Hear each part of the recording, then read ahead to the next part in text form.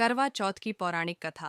वीरावती की कहानी प्राचीन काल में एक ब्राह्मण के 7 बेटे और एक गुणवती पुत्री थी जिसका नाम वीरावती था। 7 भाइयों की इकलौती बहन होने के कारण वह सबकी लाडली थी। व्रत और चंद्र दर्शन की प्रतीक्षा शादी के बाद वीरावती ने अपने मायके में अपना पहला करवा चौथ का व्रत रखा। पूरे दिन निर्जला बिना पानी के व्रत रखने के कारण शाम होते होते वह भूख और प्यास से व्याकुल हो गई। उसके 7 भाई अपनी प्यारी बहन की यह हालत देख नहीं पा रहे थे।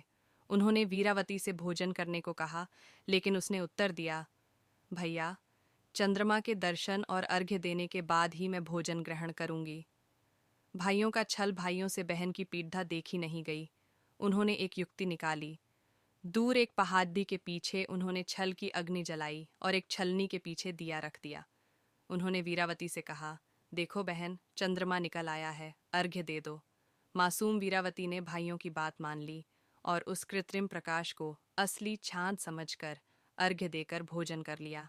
जैसे ही उसने पहला निवाला मुंह में डाला, उसे अपने पति की मृत्यु का समाचार मिला। माता पार्वती का आशीर्वाद। वीरावती विलाप करती हुई अपने पति के पास पहुंची। रास्ते में उसे देवी पार्वती और भगवान शिव मिले। वीरावती ने अपनी व्यथा सुनाई। तब माता पार्वती ने उसे बताया कि उसने अनजाने में छल के चांद को देखकर व्रत तोड़ दिया है, इसीलिए यह अनर्थ हुआ। वीरावती ने अपनी भूल स्वीकार की और क्षमा मांगी।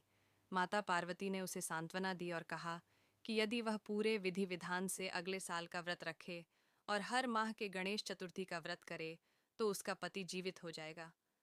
अटूट विश्वास का फल वीरावती ने श्रद्धापूर्वक वैसा ही किया। उसके भक्तिपूर्ण तप और नियम से भगवान प्रसन्न हुए और उसके पति को जीवन दान मिला। तब से सुहागिन महिलाएं अपने पति की लंबी उम्र और सुख समृद्धि के लिए करवा चौथ का व्रत एक रखती हैं। पूजा की विधि के कुछ मुख्य बिंदु। सरगी। सूर्योदय से पहले सास द्वारा दी गई सरगी का सेवन करें। निर्जला व्रत। पूरा दिन बिना अन्न और जल के रहें। शाम की पूजा। माता पार्वती, शिवजी, कार्तिकेय और गणेश जी की पूजा करें। चंद्र दर्शन। चांद निकलने पर छलनी से चांद को देखें, फिर पति का चेहरा देखें और अर्घ्य दें।